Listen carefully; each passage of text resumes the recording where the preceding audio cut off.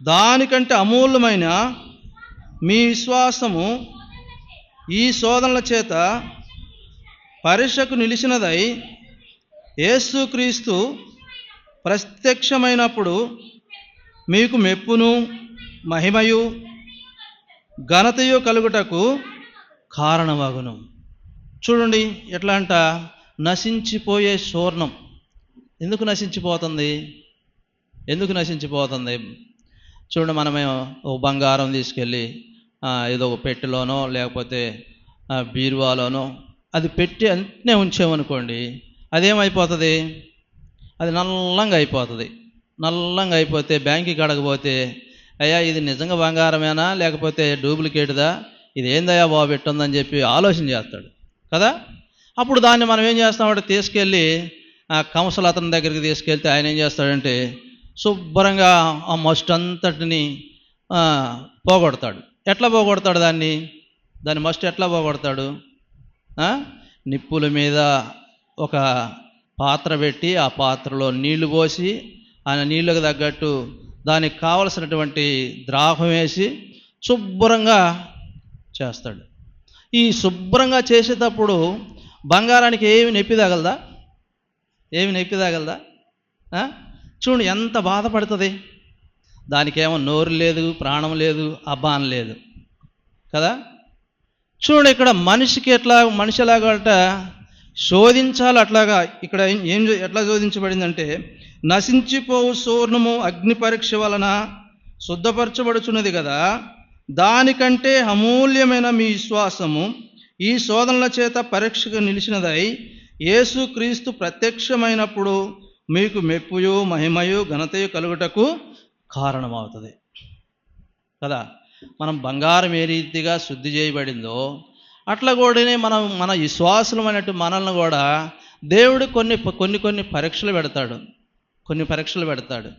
ఆ పరీక్షలు ఎట్లా అంటే ఈ బంగారం కంటే కూడా అమూల్యమైనదన్నమాట మన విశ్వాసం కదా. ఈ బంగారం ఒకవేళ ఉంటుంది పోతుంది, దానికి మహిమా కిరీటం రాదు, నీతి కిరీటం రాదు. అప్పుడు అది చెప్పుకోలేదు, నేను మంచి పోరాడానయ్యా, నా కొరకు ఇక నీతి కిరీటం దాచబడిందని బంగారం చెప్తుందా? మనం చెప్పగలుగుతాం. ఎట్లా అంటే ఇక్కడ అబ్రహాముకు నీతి కిరీటం ఉంటుందంటావా లేదంటారా? ఆయన ఖచ్చితంగా నీతి కిరీటం కొనుక్కున్నాడు, పెట్టుకున్నాడు. దేవుడు ప్రత్యక్షమైనప్పుడు ఆయనకి మెప్పు కలుగుతుంది, మహిమ కలుగుతుంది, ఆయనకి ఏంటంట సన్మానం జరుగుతుంది. చూడండి, అలాగా విశ్వాసమైనటువంటి మనము కూడా ఇప్పుడు పరీక్షించబడాలా, శోధించబడాలా.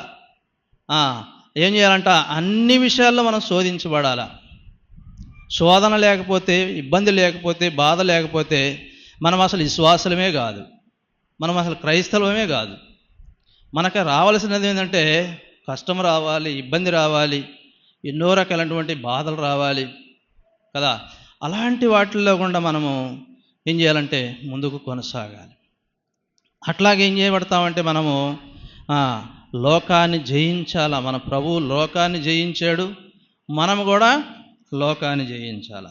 కనుక చూడండి, ఇట్లా ఒక మాట చూద్దాం. యోబు గ్రంథము 1వ అధ్యాయము 21వ వచనం. నేను నా తల్లి గర్భములో నుండి దిగంబరినై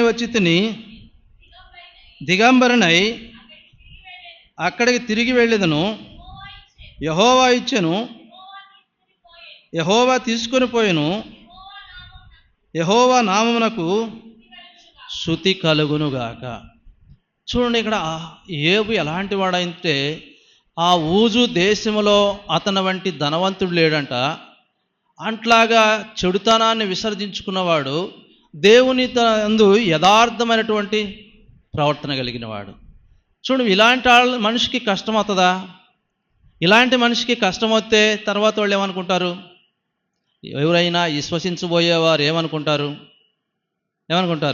చూడు, ఆ యోబు ఎంత నమ్మకంగా ఉన్నాడో, ఎంత ఆస్తిపరుడో, ఎంతమంది పిల్లలో, వీళ్ళందరూ చచ్చిపోయారు, ఆస్తి అంతా పోయింది, అతనికి కూడా రోగం వచ్చింది, దేవుడిని నమ్ముకున్న వాళ్ళకి ఇలా ఎందుకు జరిగిద్దయ్యా, ఈయనకేదో ఉంది ప్రాబ్లం అనుకుంటా ఇది ఎందుకు వచ్చిందంటే శోధన.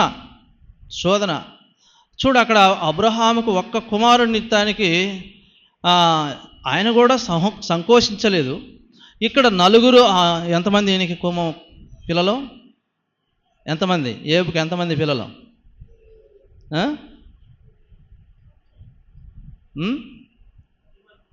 10 మంది పిల్లలు అంట. చూడండి, 7 కుమారులు, 3 కుమార్తెలు. చూడండి, 10 మంది చనిపోయారు. అప్పుడు రోజుల్లోనే ఏబంట 50 కోట్ల ఆస్తి కలిగినటువంటి గొప్ప ధనవంతుడంట. డిక్షనరీలో చూస్తే మనకు అర్థమైద్ది. 50 కోట్ల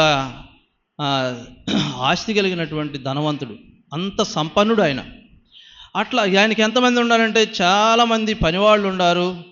చూడండి, ఎందుకంటే మనము పాత నిబంధన కాలంలో చూస్తే ఎవరికి కూడా అట్లాగనే ఆస్తి ఉంది, అట్లాగనే వాళ్ళకి దాసీలు, దాసులు, ఇట్లాగా చాలామంది ఉంటారు వాళ్ళకి. చూడండి, ఈ ఏబుకు కూడా అలాగనే ఉంది. ఈ ఏబు కూడా ఎలాగ ఉన్నాడంటే అన్నీ పోయినాయి, అన్నీ హరించుకొని పోయినాయి. ఆయనకి ఇది ఎట్లా శరీరానికి కూడా రోగం వచ్చి భార్య కూడా సహకరించకుండా అంత హీనమైనటువంటి పరిస్థితిలో ఉన్నా. చూడండి, ఎవరంటే అట్లా అంత రోతగా ఉంటే భార్య కూడా చేయదు, చేసిద్దా?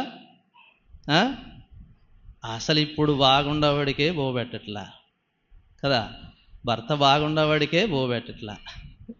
ఇక్కడ అంత వ్యాధి కలిగి ఉండి, అంత బాధ కలిగి ఉండి, ఒంటినంట కురుపులు పుట్టి ఆ కురుపుల్లో గుండా రసగ్గారుతుంది. ఇప్పుడు ఈ పనులన్నీ చేసిపోయి ఏమో బోధనాలంటే ఈ నాకు సహించట్లేదు అంటారు కదా, ఎంత బాధ. చూడండి, ఇట్లాగా దేవుడు ఏబును పరిశోధించాడు, పరీక్షించాడు. అయినా ఏమంటున్నాడు ఇక్కడ? ఆయన ఏమంటున్నాడంటే చూడండి, నేను నా తల్లి గర్భములో నుండి దిగంబరనే వచ్చి తిని దిగంబరనే అక్కడ తిరిగి వెళ్ళేదను. యెహోవా ఇచ్చును, యెహోవా తీసుకొని పోయిను, యెహోవా నామమునకు స్తుతి కలుగునుగా. చూడండి, ఎందుకంటే నిజంగా రక్షణ పొందితే, నిజంగా మన పాపాలు క్షమించబడితే, నిజంగా మనము దేవుని బిడలముగా పిలువబడితే, చూడండి ఎన్నిటిని సహిస్తాము. ఆయన ఎందుకంటే దేవునికి తెలుసు మనకు ఏది అవసరమో, ఏది అక్కరగా ఉందో, మనకి ఏమి ఇవ్వాలో అవన్నీ మనకు దేవుడు అనుగ్రహిస్తాడు. ఎప్పుడంటే మనము దేవుని మాట విన్నప్పుడు. దేవుని మాట మనం మొదట వినాలా, వినకపోతే జరగదు ఈ పనులన్నీ. ఇక్కడ అబ్రహాము ఎంత వచ్చాడు, అబ్రహాము శోధనలను గెలిచాడు. ఇక్కడ ఏబు కూడా తన మాట విన్నాడు, ఈయన కూడా ఏం చేశాడంటే గెలిచాడు. చూడు, ఇంకొక మాట చూద్దాము. దానియేలు గ్రంథము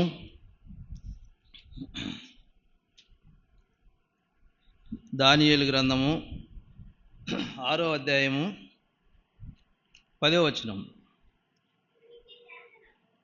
ఒక్క నిమిషం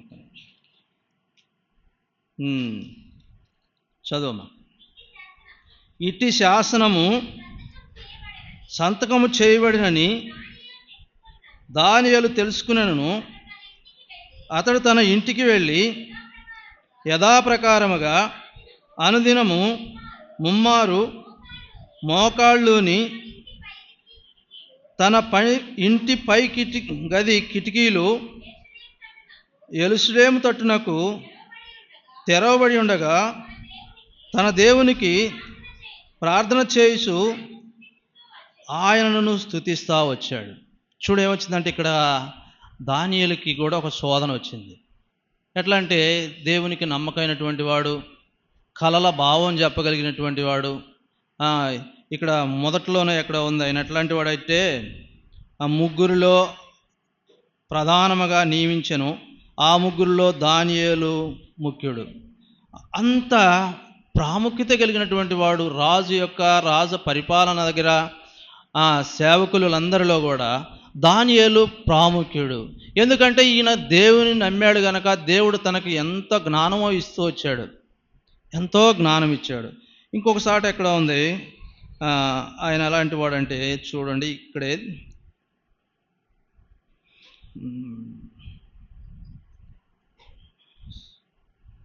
సరే చూడు, ఇక్కడ ఏం చేస్తా ఉన్నాడంటే 10వ వచనంలో, ఇట్టి శాసనము సంతకము చేయబడినని దానియేలు తెలుసుకొనినను అతడు తన ఇంటికి వెళ్ళి యథాప్రకారముగా అనుదినము ముమ్మారు మోకాళ్ళుని తన ఇంటి పైగది కిటికీలు యెరూషలేము తట్టు తెరవబడి ఉండగా తన దేవునికి ఏం చేస్తా వచ్చాడు?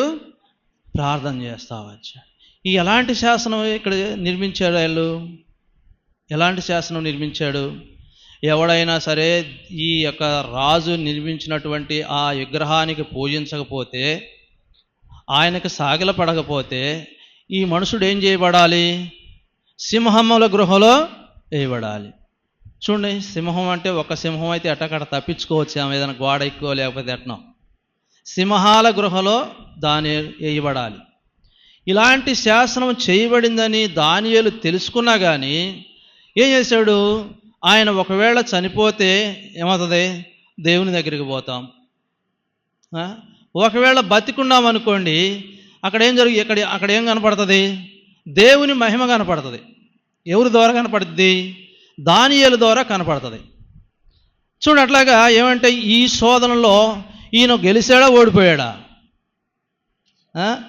దానియేలు గెలుస్తూ వచ్చాడు. దానియేలు గెలిచాడు కాబట్టి, ఆ పరీక్షలో నెగ్గాడు కాబట్టి అక్కడ ఏం జరిగిందంటే దానియేలు ద్వారా దేవునికి మహిమ కలిగింది. జీవం గల దేవుడు ఏం చేశాడంటే దానియేలుని కాపాడుతూ వచ్చాడు. అట్లాగనే విశ్వాసులైనటువంటి మనము కూడా దేవుని మీద ఆధారపడితే, దేవునికి మన హృదయం ఇస్తే, ఆయన సన్నిధిలో యథార్థంగా ఉంటే ఆయన పిలవంగానే మనం లోబడితే మనల్ని కూడా ఇలాగనే దేవుడు ఇచ్చిస్తాడు. మన ద్వారా దేవునికి మహిమ వస్తుంది. చూడండి, మన ద్వారా దేవునికి మహిమ వస్తుంది. చూడండి, మన ద్వారా దేవునికి మహిమ వస్తుందా, సాతానికి మహిమ వస్తుందా? నేను అనుకుంటాను సాతానికే మహిమ వస్తుందేమో మన ద్వారా అనుకుంటా కదా. చూడండి, ఎందుకంటే మనం ఒక్క విషయంలోనే దేవునికి లోబడతలా. ఒక్క విషయంలోనే. ఆ ఒక్క విషయం ఏందో చెప్పండి? ఒక్క విషయంలోనే. చూడండి, 10:30 గంటలకని సరే, నాకు తెలిసిన కాడి నుంచి నేను ఒక 20-10 సంవత్సరాల నుంచి ఈ మాట వింటానే వస్తున్నా. 10:30 గంటలకు రండి అని. సరే, వింటున్నామా? శ్రద్ధ లేదు దేవుని వాక్యం మీద, దేవుని సన్నిధికి పోదామని ఆశ లేదు. దావీదు అంటున్నాడు, జనులు వచ్చి అంట దేవుని మందిరానికి పోదాం అయ్యా అంటే ఆయన ఎంతో సంతోషపడతా ఉన్నాడంట. అయ్యో, నా రాజ్యంలో ఉన్న ప్రజలంతా దేవుని మందిరానికి వస్తున్నారు, వాళ్ళు దేవునికి ఇష్టంగా బతకాలని ఇష్టపడుతున్నారు, ఆయన మాట వినటానికి వస్తున్నారని చెప్పి దావీదుకు అంత సంతోషం కలిగింది. చూడండి, నాకు కూడా ఒక్క ఆశ ఏముందంటే ఎప్పుడన్నా వస్తారేమో 10:30 గంటలకి, మందిరం అంతా నిండుతారేమో. ఇప్పుడు ఎట్లయితే ఉండారో అప్పుడు అట్లాగనే వస్తారేమో 10:30 గంటలకి. అప్పుడు ఏం చేయాలనుకుంటానంటే చివరి పాట పాడేటప్పుడు మన పితరులు, దైవ సేవకులు, భక్తులు అప్పుడు ఈ చివరి వచనం పాడేటప్పుడు మనం అందరం లేచి పాట పాడుకుంటా ముందుకు జరుగుదాం అంటారు. సరే, ఇప్పుడు ఏం జరుగుతుందంటే ముందు ఒక 6-7 ఉంటున్నారు. ఆ 6-7 ఏం చేస్తున్నాము? ఆ బైబిల్ పల్లో పాడేటప్పుడు లేవమంటున్నాం. మూడో పాట చివరి వచనం పాడేటప్పటికి ఎవరు ఉంటల్లా. బైబిల్ పాటలో పాడేటప్పుడు మాత్రం ఒక 2 లైన్లు వస్తున్నారు. ఈ 2 లైన్ల కోసం మనం ఏం చేస్తున్నామంటే బైబిల్ పల్లో పాడుకుందాం, లేచి నుంచొని ముందు జరుపుకుందామని. చూడు, ఎట్లా అంటే మనం దేవుని మాటకి, తొలి మాటకే లోబడతలేదు. మనం ఎట్లా ఆశీర్వదించబడతాం? మనం ఎట్లా దీవించబడతాం? మన ద్వారా ఎవరు దీవించబడతారు? మన ద్వారా ఎవరు మేలు పొందుతారు? ఎవరైనా మేలు? ఎవరు పొందరు. చూడు, ఎందుకంటే ముందు మనం లోబడాలా, ఆయన మాట శ్రద్ధగా వినాలా, మనం పరిశుద్ధమైన జీవితం కలిగి ఉండాలా. అదే ఆయనకి ఇష్టమైనది. మనం పరిశుద్ధంగా ఉంటేనే దేవునికి ఇష్టమైనది. మాటకు లోబడితేనే ఇష్టమైనది. చూడండి, అట్లాగా లోబడలేదు ఇశ్రాయేలు ప్రజలు అలాగా లోబడలేదు. లోబడకుండా ఐగుప్తు నుంచి అంత శ్రమపడి కష్టపడి తీసుకొని వస్తే కానాను చేరుద్దామంటే వాళ్ళంతా అరణ్యంలో చచ్చిపోయారు. అరణ్యంలోనే పోయారు. చేరాలనుకున్న కానాను పోలేదు.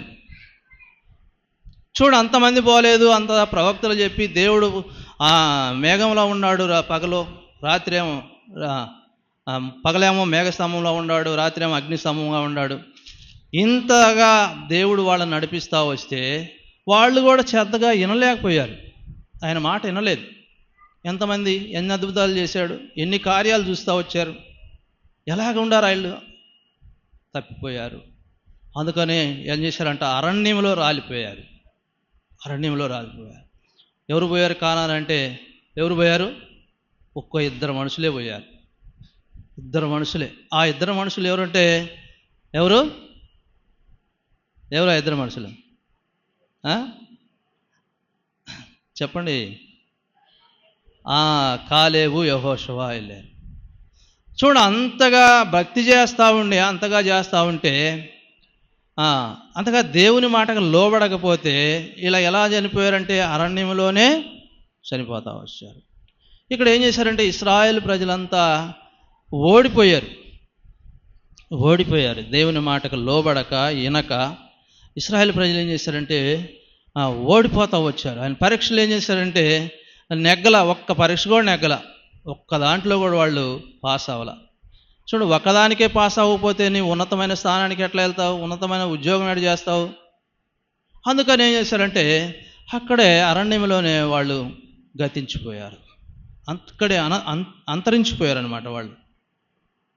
చూడు, ఇక్కడ దానియేలు ఏం చేశాడంటే ఇట్లా మరణం వచ్చిద్దయా, నువ్వు చచ్చిపోతావయ్యా, నువ్వు తన శాసనానికి లోబడి ఆ విగ్రహాన్ని ఆరాధించు, దానికి సాగిలపడు అంటే ఆయన ఏమైనా చేసుకొని, చంపితే చంపుకొని, వేస్తే సింహాల బోన్లో వేసుకొని, ఆయన యథాప్రకారం రోజు ఎలాగ చేస్తున్నాడో అదే ప్రకారంగా ఆయన ఇంటికి పైకెక్కి ఆ యెరూషలేము తట్టు ఆయన కిటికీలు తీసిబడి ఉండగాక ఆయన యథాప్రకారం దేవునికి ప్రార్థన చేస్తూ వచ్చాడు. చూడు, ఇంకొక మనిషి ఇక్కడ ఉన్నాడు. చూడు, దానియేలు గ్రంథంలోనే 3వ అధ్యాయము 27వ వచనం.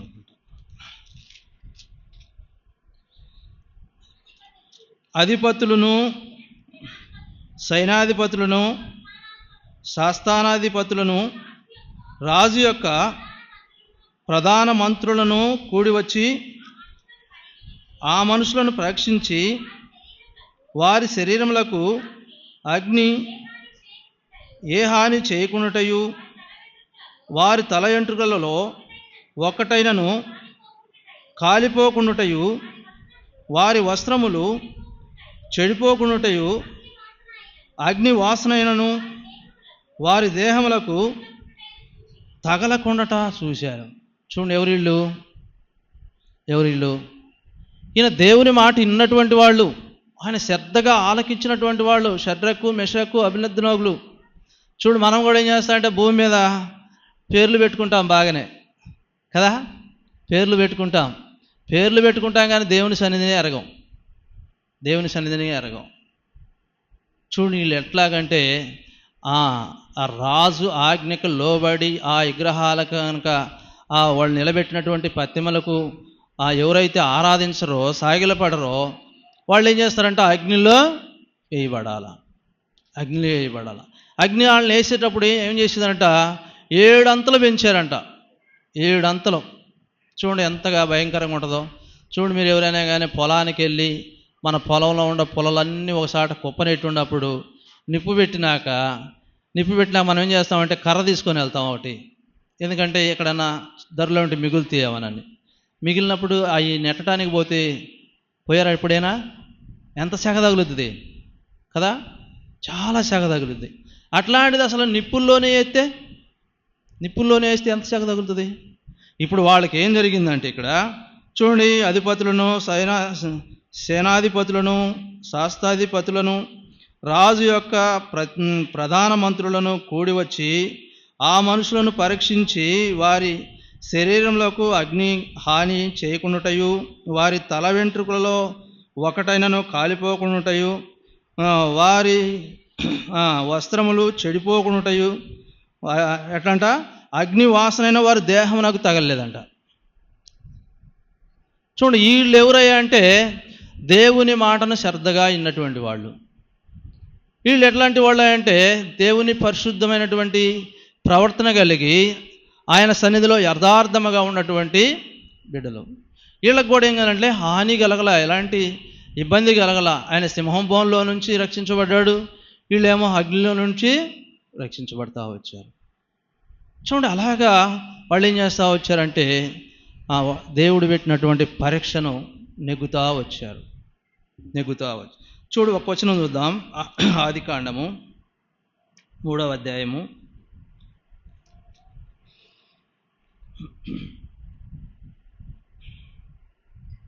1వ వచనం.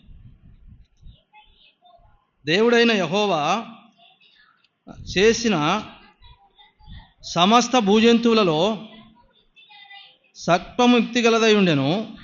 అది ఆ స్త్రీతో, ఇది నిజమా? ఈ తోట చెట్లలో దేని ఫలమునైనను మీరు తినకూడదని దేవుడు చెప్పినా అని అడిగాను.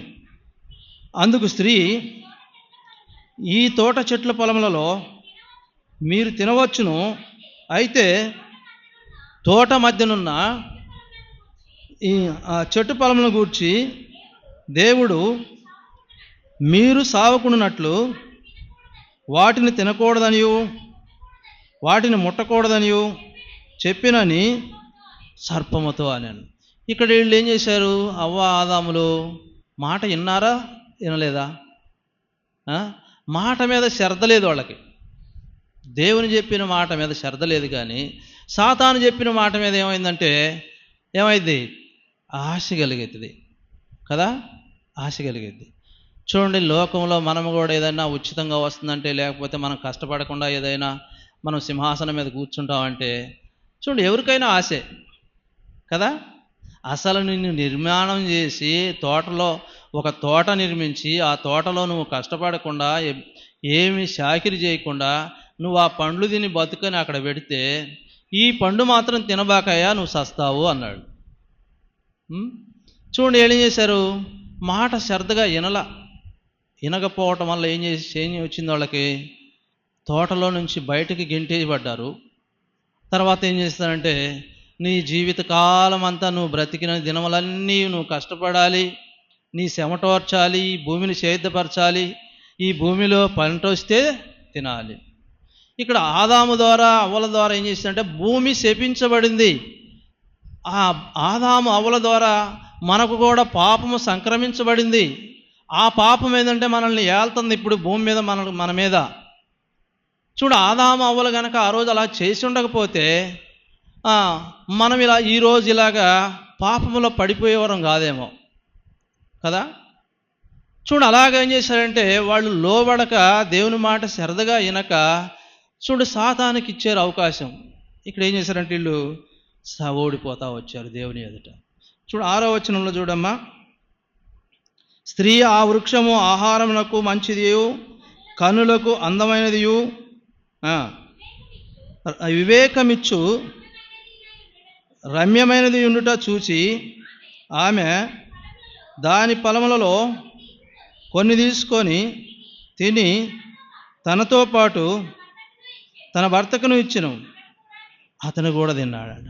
చూడండి, ఆ పండు ఎట్లా ఉందంట, చూపుకి ఎట్లా ఉందంట, బాగా అందముగా ఉంది, రమ్యంగా ఉంది, అలా తినటానికి కూడా బాగుంటుందని ఆలోచన వచ్చింది. చూడండి ఏదంట, ఆమె తింది, ఆమెతో పాటు తన భర్తకు కూడా పెట్టింది. కుదరదు, లేకపోతే తినకపోతే కుదరదు. ఎందుకంటే అబ్రహాముకి సంతానం లేకుండా, శారాకి సంతానం లేక ఇబ్బంది పడతా బాధపడతా ఉంటే, శారా ఏం చేసింది? ఆ దాసి అయినటువంటి ఆగరను తీసుకొచ్చి, ఏమితో పోయా, ఏమకల్లా సంతానం కలిగితే ఆ సంతానం నా సంతానం అనుకొని తృప్తి పడతాను అంది. సరే, ఏం చేశాడంటే ఆయన అట్లాగనే చేశాడు. తర్వాత దేవుడు ఏమన్నాడు మళ్ళా ఆ యొక్క కుమారుని విషయంలో, ఆ కుమారుడు ఏమంట, ఇసాకు సంతానాన్ని ఎగతాళి చేస్తున్నాడంట. ఇప్పుడు ఏం చేస్తుంది శారా? ఏం చేస్తుంది? వీడిని తీసుకెళ్ళాడు అని వదిలిపెట్టు, లేకపోతే ఏదో ఒకటి చేయి, వీడిని మాత్రం ఇక్కడ ఉండటానికి వీల్లేదు, వీళ్ళని బయటకు పంపించేయి అంటుంది. అప్పుడు దేవుడిని అడుగుతూ వచ్చాడు అబ్రహాం, అయ్యా ఏం చేయాలని? నీ భార్య చెప్పినట్టు చేయ్యా కదా. చూడండి, ఎందుకంటే మొదటి నుంచి దేవుడు ఆది నుంచి నిర్మించినటువంటి మనుషుడు ఏం చేస్తున్నాడంటే తన తల్లిదండ్రుల నుంచి భార్యని అత్తుకుంటా ఉన్నాడు. భార్య చెప్పిందే ఇక వేదాంతం కదా, భార్య చెప్పిందే వేదాంతం. చూడు ఇప్పుడు తర్వాత ఏం జరిగింది, తన భార్య చెప్పినట్టే తీసుకెళ్ళి ఏం చేశాడు, అరణ్యంలో వదిలిపెడతా వచ్చు. చూడండి, దేవుని మాటను అడగలేదు అప్పుడు ఫస్ట్లో, దేవుడి మాటలను అడగలే ఈయన, దేవుని మాటకు లోబడలా. తర్వాత శ్రద్ధ వచ్చింది, తర్వాత దేవుని మాట విన్నాడు, అప్పుడు పరీక్షగా నెగ్గాడు. తన సంతానం ద్వారా భూలోకమంతా ఆశీర్వదించబడాలని దేవుడు తనకు ఆధిక్యత ఇస్తా వచ్చాడు. చూడు, మనం ఇంకో క్వశ్చన్ చూసుకుందాం. న్యాయాధిపతుల గ్రంథము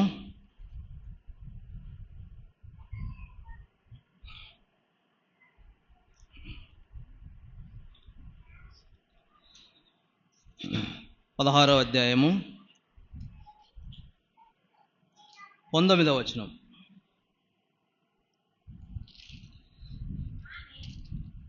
పేజీ నెంబరు 213, పేజీ నెంబర్ 213, న్యాయాధిపతుల గ్రంథము 16వ అధ్యాయము 19వ వచనం. ఆమె తన తొడ మీద అతను నిద్రపుచ్చి ఒక మనుషుని పిలిపించి వాని చేత తన తల మీది 7 జడలను స్నానం చేయించి క్షౌరం చేయించి అతన్ని బాధించుటకు మొదలుపెట్టెను. అప్పుడు అతనిలో నుండి బలము తొలగిపోయాను. చదువు. ఆమె, సంసోను, ఫిలిస్తీయులు నీ మీద పడుచున్నారనగా అతడు నిద్ర మేలుకొని ఎప్పుడు అట్లు నేను బయలుదేరి విడజిమ్ముకొందుననుకొనెను. అయితే యెహోవా అతనును ఎడబాసినని అతనికి తెలియలేదు. చూడండి, ఇక్కడక్కడ సంసోన్ అంటే ఎలాంటి వాడు అంటే చాలా బలవంతుడు, చాలా బలవంతుడు. ఆయన జన్మించినప్పుడు ఆయనకి కొన్ని నియమాలు ఉన్నాయి, కొన్ని నియమాలు దేవుడు తనకిచ్చాడు. ఎట్లా అంటే నువ్వు సవరం చేయించుకోకూడదు, మద్యపానం ముచ్చుకోకూడదు, ఇట్లా కొన్ని నియమాలు ఇచ్చాడు. కానీ ఈయన సంసోన్ ఏం చేశాడంటే తన ఒంట్లో ఉన్నటువంటి అహంభావాన్ని బట్టి ఏం చేశాడంటే ఎక్కడంట ఫిలిస్తీన్లోకి పోయి ఒక స్త్రీని చూసి ఏం చేశాడు, మోహించాడు. ఇక్కడ అబ్రహాము కూడా మనం రాత్రి కూడా చూసాం, వాళ్ళ సొంత జనంలో నుంచే తన కుమారుడికి భార్యని తెచ్చుకున్నాడు. ఇక్కడ సంసోను తల్లిదండ్రులు ఏం చేశారంటే, అయ్యా నువ్వు ఆ ఫిలిస్తీన్ స్త్రీలను చేసుకోబాకు, మంచిది కాదు, వాళ్ళకి మనకి మంచి సాంగత్యం కూడా లేదయ్యా అని చెప్తే ఇతడేమన్నాడు, లేదు లేదు, నేను ఆ అమ్మాయిని చూసాను, ఆ అమ్మాయినే చేసుకోవాలా. ఇప్పుడు లోకం మీద జరుగుతుంది కూడా అంతా అదే కదా. ఒరే అసలు ఆ ఊరు ఎక్కడా, వాళ్ళు ఎక్కడా, మనం ఎక్కడా, అసలు మన కులం కాదు, నువ్వు ఎందుకు రాయ్యా అంటే లేదు లేదు, నేను అసలు ఆ అమ్మాయిని తప్పితే చేసుకోను, లేకపోతే చచ్చిపోనా, నేను చచ్చిపోతా కదా. ఇలాంటిది ఉంటుంది. తల్లిదండ్రుల మాటని కనుక మనం వివాహం చేసుకుంటే, తల్లిదండ్రులు కనుక లోబడి ఉంటే చూడది బాగానే జరిగిపోతూ ఉంటుంది. ఇక్కడ సంసోను అట్లా వినలేదు, సంసోను అట్లా చేయలేదు. తనకిష్టమైన స్త్రీని చూశాడు. ఆ స్త్రీ ఎలాగుంది, కపట ప్రేమ తనని ప్రేమిస్తూ ఉంది. కపటంగా ప్రేమించి ఏం చేసిందంటే తనని ఏం చేసింది, మరణానికి అప్పగించింది. చూడు ఇక్కడేనా అనుకుంటా, 22వ వచనం చదువు. అతడు బందీ గృహములో ఉండండమ్మా, గాలికి పేజీ పోయి చదువు. అతడు బందీ గృహములో తిరగలిసినవాడైను. అయితే అతనికి సవరం చేయబడిన తర్వాత తల వెంట్రుకలు తిరిగి మొలుచుటకు మొదలుపెట్టెను. చూడు, అతడు బందీ గృహంలో ఏం చేస్తున్నాడంట, తిరగలి విసుకుతున్నాడు. తిరగలి తెలుసా? మీకు తిరగల తెలుసా? తెలియవా? తెలియవా? కొంతమందికి తెలుసు, కొంతమందికి తెలియదు పిల్లలకి. తిరగలంటే ఎట్లా అంటే మనకు పూర్వం మన పెద్దోళ్ళకు ఉండేవి. ఆ తిరగల్లో కందులు కానీ మినుములు కానీ ఇలాంటి ఏం పోసుకొని ఏం చేస్తామంటే తిప్పితే అవి పప్పు అవుతాయి. గుండ్రంగా ఉండే పప్పులు బద్దలవుతాయి. అవి ఎవరు చేసుకుంటారంటే ఇంట్లో కావలసినటువంటి టిఫిన్కో లేకపోతే ఏదైనా పదార్థం చేసుకోవటానికో ఇంట్లో ఆడవాళ్ళు చేసుకుంటారు. ఇప్పుడు ఈయన ఎలాంటి వాడు? బలవంతుడు. ఒక దవడ ఏనుగు ఏం దవడ అది? గాడిద దవడ. గాడిద సవరతో ఎంతోమందిని చంపాడు. ఇట్లాంటి వాడు ఏమయ్యాడంటే తిరగలిసిరేంత హీనమైన స్థితిలోకి వచ్చాడు. ఎందుకంటే మాట వినకపోవటం వల్ల, శ్రద్ధ లేకపోవటం వల్ల అంతా చూడు ఎట్లా అయిపోయాడు, ఓడిపోతా వచ్చాడు. ఆయన పెట్టినటువంటి పరీక్షకి ఏం చేయాలంటే ఇతను ఓడిపోతా వచ్చాడు.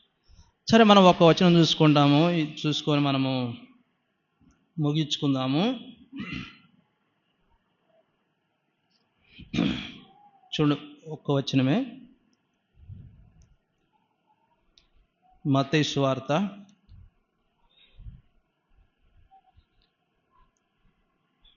19వ అధ్యాయము 16వ వచనం. ఇదిగో ఒకడు ఆయన వద్దకు వచ్చి, బోధకుడా, నిత్య జీవం పొందుటకు నేనే మంచి కార్యము చేయవలనని ఆయన అడిగాను. అందుకు ఆయన, మంచి కార్యమును గూర్చి నన్ను ఎందుకు అడుగుచున్నావు? మంచివాడు ఒక్కడే, నీవు జీవములో ప్రవేశింపగోరినట్లా ఆజ్ఞను గైకోనాలని చెప్తూ వచ్చాడు. చూడండి, అట్లా నిత్య జీవానికి పోవాలంటే ఏమి గైకోనాలా? ఆజ్ఞను గైకోనాలా. మాట వినాల, మనం దేవుని మాట వినాల. ఈ యవనస్తుడు ఏం చేశాడంటే పరిగెత్తుకుంటూ వచ్చాడు. పరిగెత్తుకున్నా లేదు. ఇదిగో ఒకడు ఆయన వద్దకు వచ్చి, బోధకుడా, నిత్య జీవం పొందుటకు నేనే మంచి కార్యము చేయవలనని ఆయన అడిగాను. అందుకు ఆయన ఎక్కడ అంటున్నాడు చూడమ్మా, ఏ వచనంలో ఉంది? అందుకు ఆయన, మంచి కార్యమును గూర్చి నన్ను ఎందుకు అడుగుచున్నావు? మంచివాడు ఒక్కడే, నీవు జీవములో ప్రవేశించగోరిన యెడల ఆయన ఆజ్ఞలను గైకొనవలెనని చెప్పాను. అతడు ఏ ఆజ్ఞలని ఆయన అడుగా, సరే ఉండదు, 20వ వచనం చదువు. అందుకు ఆ యవ్వనుడు, ఇవన్నీ అనుసరించునే ఉన్నాను, ఇంకనూ నాకు కొదువేమని అడుగుతావండి. చూడండి, ఇక్కడ యేసు ప్రభువు వారు చెప్పాడు, అయ్యా నువ్వు నరహత్య చేయొద్దు, దొంగతనం చేయొద్దు, వ్యభిచరించొద్దు, నీ పొరుగు వారిని ప్రేమించు, ఈ ఆజ్ఞలను నువ్వు పాటించాలి అని అన్నాడు. ఈ యవనస్తుడు ఏమన్నాడు? అయ్యా నేను ఇవన్నీ బాల్యం నుండే అనుసరిస్తావన్నాడు. సరే, యేసు ప్రభువు ఏమన్నాడు? ఒకవేళ అతను ఈ అనుసరించకపోతే, అలా చేయకపోతే, ఏమయ్యా నువ్వు అబద్ధం ఆడుతున్నావా, నా ఎదుటే అబద్ధం ఆడుతున్నావా అని అంటాడు. కానీ ఈ యవనస్తుడు ఎట్లా ఉన్నాడంటే బాల్యం నుండి ఇవన్నీ చేస్తానే వచ్చాడు. బాల్యం నుండి ఇవన్నీ చేస్తానే వచ్చాడు. అయితే ఇక్కడ ఏమంటున్నాడంటే ఆయన, అయితే 21వ వచనం. అందుకు యేసు, నీవు పరిపూర్ణ వగుట కోరిన యెడల పోయి నీ ఆస్తిని అమ్మి బేదలకిమ్ము, అప్పుడు పరలోకముంద నీకు ధనము కలుగును, నీవు వచ్చి నన్ను వెంబడించుమని అతనితో చెప్పాను. అయితే ఆ యవ్వనుడు మిగుల ఆస్తి గలవాడు గనుక ఆ మాట విని వ్యసనపడుచు వెళ్ళిపోయాడు. చూడంట, ఈ యవనస్తుని అన్నాడు యేసుప్రభువు వారు, సరే ఇవన్నీ బాగానే ఉండి, నువ్వు గనక నిజంగా పరిపూర్ణ కావాలంటే నీ ఆస్తిని అమ్మి బేదలకు ఇచ్చేయి అన్నాడు. బేదలకు ఇచ్చేయి అన్నాడు. అప్పుడు ఏమన్నాడు ఈ యవనస్తుడు?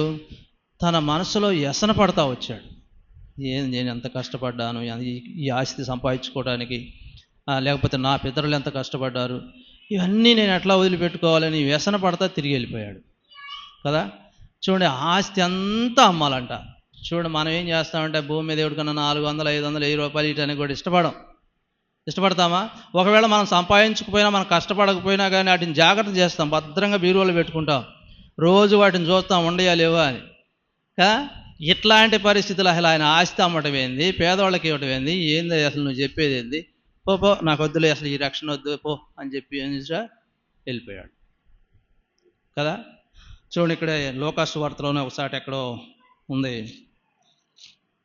12వ అధ్యాయం అనుకుంటా, 12వ అధ్యాయము చూడు ఆయన అంటున్నాడు. అప్పుడు అతడు 17 12-17. అప్పుడు అతడు, నా పంట సమకూర్చుకున్నటకు నా స్థలము స్థాలదు గనక నేనేమి చేతునని తనలో తాను ఆలోచించుకొని, నేను ఇలాగ చేతును, నా కొట్లు విప్పి వాటికంటే గొప్పవాటిని కట్టించి అందులో నా ధాన్యం అంతటిని, నా ఆస్తిని సమకూర్చుకొని, నా ప్రాణమా అనేక సంవత్సరములకు విస్తారమైన ఆస్తి నీకు సమకూర్చబడి ఉన్నది, సుఖించుము, తినుము, తాగుము, సంతోషించమని చెప్పుకుంటా ఉన్నాడు. ఎట్లా అంట, చాలా ఆస్తి సంపాదించుకున్నాడు, ఆ సంవత్సరం బాగా పండింది.